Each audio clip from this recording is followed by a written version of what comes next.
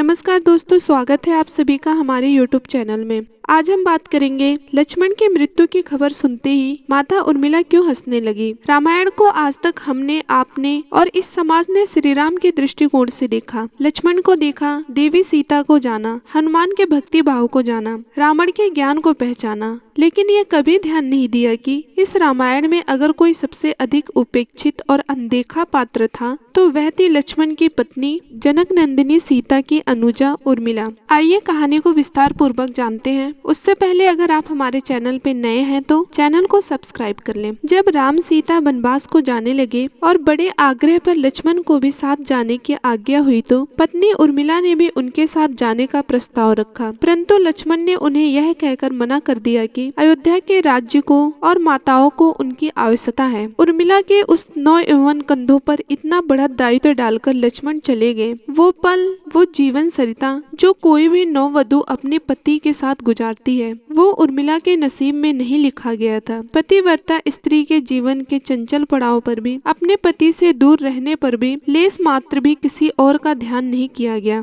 ये उर्मिला का अखंड पतिव्रत धर्म था जो लक्ष्मण के जाने पर उन्होंने अच्छे से निभाया। सबसे विकट क्षणों में भी उर्मिला आंसू ना बहा सकी, क्योंकि उनके पति लक्ष्मण ने उनसे एक और वचन लिया था कि वे उनके जाने के बाद कभी आंसू नहीं बहाएगी, क्योंकि अगर वो अपने दुख में डूबी रहेगी तो परिजनों का ख्याल कौन करेगा। ये कोई कल्पना भी नहीं कर सकता है कि अपने पति को 14 वर्षों के लिए अपने से दूर जाने देना और उसकी विदाई पर आंसू भी न बहाना किसी नव विवाहिता के लिए कितना कष्टकारी हो सकता है। कितना हृदय विदारक पल था वो, जब परम पूजनीय महाराज दशरथ स्वर्ग सिधार गए, पर वचन का सम्मान रखने के लिए उर्मिला तब भी नहीं रोई। महाराज जनक अपनी पुत्री को मायके अर्थात मिथिला ले जाना चाहते थे ताकि माँ और सखियों के साथ रह के उर्मिला का पति वियोग का दुख कुछ कम हो सके, परंतु उर्मिला ने मिथिला जाने से भी इनकार कर दिया, ये कहते हुए कि पति के परिजनों के साथ रहना और दुखों में उनका साथ ना छोड़ना ही अब मेरा परम धर्म है। इधर सब कुछ सामान्य रूप से चलता रहता है, उधर लक्ष्मण जी को शक्ति बाण लग जाती है।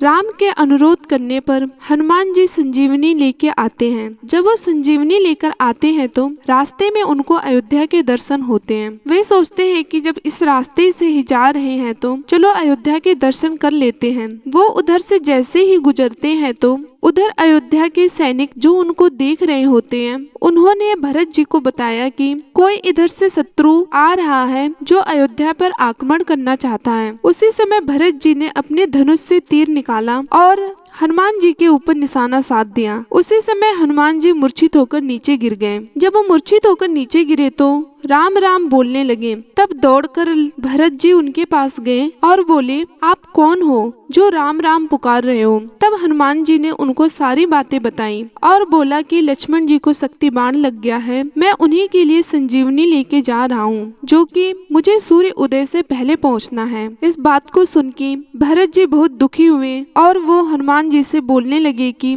सूर्य उदय तब तक नहीं हो सकता जब तक कि आप संजीवनी लेके वहाँ पे पहुँच नहीं जाओ। हनुमान जी और भरत की बातें सुनकर उनकी माता कौशल्या आ जाती है और वो हनुमान जी से बोलती है कि हे हनुमान जी, आप जाके राम को ये बोलना कि वो बगैर लक्ष्मण के अयोध्या में पैर नहीं रखेंगे। कौशल्या जी की बात को सुन के तभी उसी समय माता सुमित्रा आ जाती हैं और वो बोलती है हनुमान जी से, हनुमान जी आप जाके राम से कहना कि लक्ष्मण को कुछ हो गया तो होने दो, अगर प्रभु की सेवा करने में उनके प्राण भी चले जाते हैं तो कोई दिक्कत वाली बात नहीं है। अभी मेरा दूसरा बेटा भी जीवित है, मैं उसको भी युद्ध में राम जी के साथ भेज दूंगी। माता का वात्सल्य प्रेम देखकर हनुमान जी बहुत भावुक हो गए और उन्होंने देखा कि एक स्त्री और खड़ी है, ना वो हंस रही है ना वो बोल रही है। जब वो उनके पास गए तो उन्होंने लक्ष्मण जी की सारी व्यथा उर्मिला जी को सुनाई। ये सुनते ही उर्मिला जी हंसने लगी। हनुमान जी ये सब देख के बहुत अचंभित हुए और वे बोले,